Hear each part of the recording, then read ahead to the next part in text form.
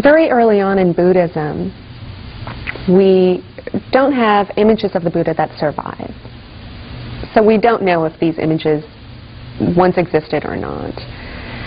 But sometime around the 1st century of the Common Era, we start seeing images of the Buddha where previously in stone sculpture, for instance, he had only been depicted by symbols, such as the wheel of the law or by his footprint. Part of the reason for the emergence of actual images of the Buddha at such a late date is probably related to the rise of devotionalism. What it represents is this need for worshippers to establish a sort of close relationship with the deity. As the image of the Buddha evolves, some distinguishing attributes or characteristics emerge. Well, you see, the Buddha is shown either as seated in a posture of meditation, or he is turning the wheel of dharma, so his 2 fingers are brought together in a gesture of rotating a wheel, because in his first sermon he said, "I am now going to set in motion the wheel of dharma." Images of the Buddha will often display a number of different hand gestures, and probably the most common are the setting into motion of the wheel of the law, the fear not gesture, the gesture of granting a boon, the gesture of meditation, and the gesture of touching the earth, which occurred before his enlightenment. There are several signs or lakshanas, as they say, and you find that he's invariably depicted with closely curled, snail shell curled hair on his head. He has a little chignon-like thing which is called the ushnisha. His eyes will be shown almost always downcast, looking down in compassion. His earlobes are often shown distended because Siddhartha Gautama was a prince, and those days the princes used to wear heavy jewelry and their earlobes used to get distended because of the weight of the jewelry. You have narrative scenes that tell the life story of the Buddha or stories from his previous lives. Some of the most standard scenes from the life of the Buddha that we see depicted are his birth, his enlightenment, miracles that he performed during his lifetime, his death. And it is said he took him 500 lives to better himself before he could become Buddha. He takes so many different forms, different animal forms, different forms as human beings. Maybe he's a prince, maybe he's a king. Many Buddhas are now developed instead of just one historical Buddha and one which is a primordial Buddha, and then the Buddhas of the directions. And so now we got the whole multiplicity of Buddha. You see, the idea is that the Buddha principle is eternal.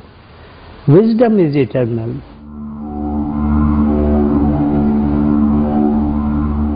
Over the course of time, the stupa was replaced by the Buddha image as the principal object of devotion.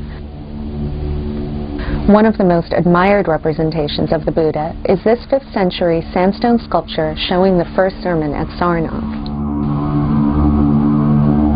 Sometimes people ask me, why are there no great images of Mahatma Gandhi? And I say, 500 years passed before there was a great image of Buddha. One of the most interesting figures to develop in Buddhist art is the Bodhisattva. Bodhisattvas have reached the stage when they can achieve enlightenment for themselves. And they have stayed back in the life to help the other sentient beings achieve enlightenment. The most famous, of course, the most popular is Bodhisattva Avalokiteshvara. The Sanskrit name itself means the God who looks down in compassion. Avalokita Ishvara. Then there is Bodhisattva Maitreya, and he is the future Buddha to be, the Buddha to come.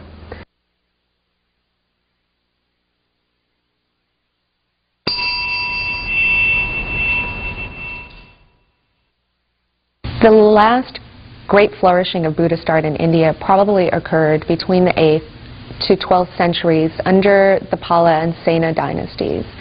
And these dynasties ruled that area of eastern India, which included many of the sites associated with the Buddha's life, including Bodh Gaya. And what we see in Buddhist sculpture from this period is a greater complexity. Much of the Pala-Sena sculpture produced in eastern India has a very distinctive appearance. It's carved from a very hard, dark-colored stone, and its hardness lends a certain precision to the features of this sculpture. There are several reasons why it may have died out in India, although it survived in certain pockets. Around the 12th to the 13th centuries, we see the rise of Islam in India, and with the Muslim invasions, we see the destruction of many of the monasteries and the important libraries that constituted the focal point of Buddhist teachings.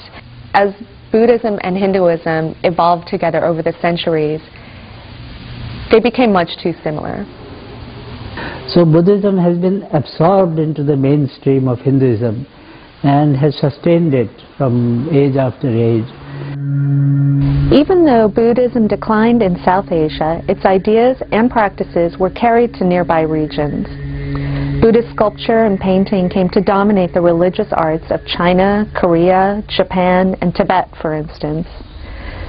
Indian Buddhist art forms, then, are fundamental to the study of Asian art in general.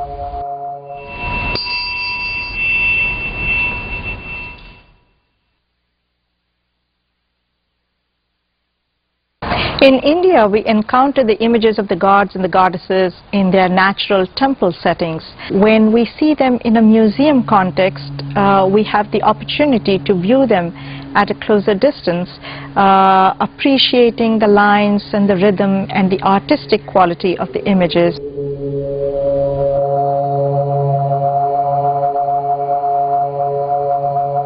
We can look at these works in a museum. You can look at them now as works of art, very lovingly crafted, and still conveying a sense of great beauty and spirituality. One of the great contributions of Indian art, I believe, is its ability to use human figure to convey the spiritual power and perfection.